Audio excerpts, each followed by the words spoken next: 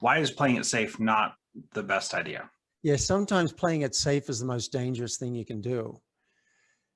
So that's so true. Like, I figure we're going to pay one way or another. We're either going to pay upfront and quickly by addressing the issue, and we'll pay with some discomfort. Maybe they have some discomfort, and then hopefully we'll get more connected, and then it's transformed even.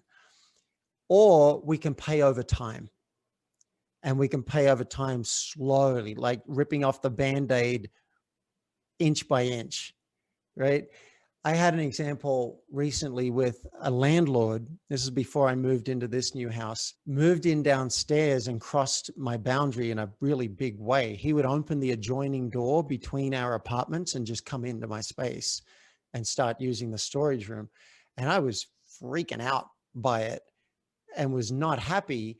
Now, I could have not addressed this and just, tried to basically suffer in silence, or move out and get a hotel and, all sorts of things I was considering trying.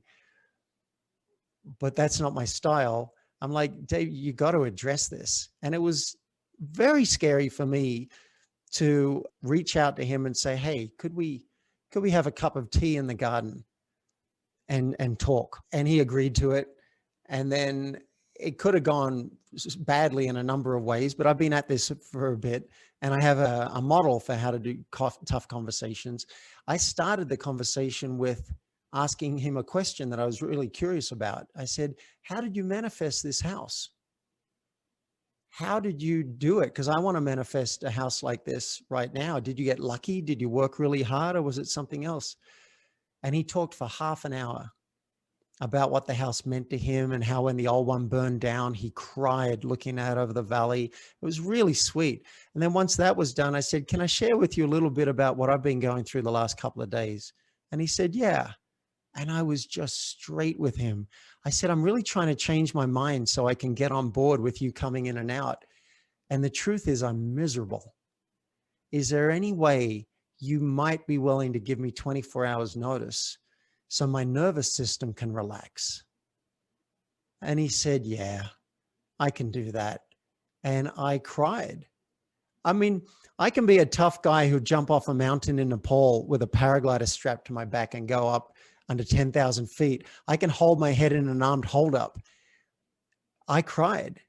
And it was such a sweet connection, transformed that relationship from an enemy. He was an enemy to me. When he came in and started doing that, I had a panic attack. And we transformed that to, he's offering to pick up stuff for me in town. I'm offering to carry his groceries. That guy became an ally.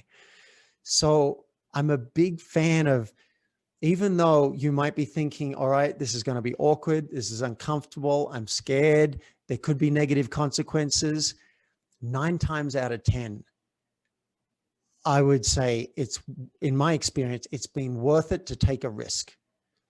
Usually you're going to be no worse off than how you started.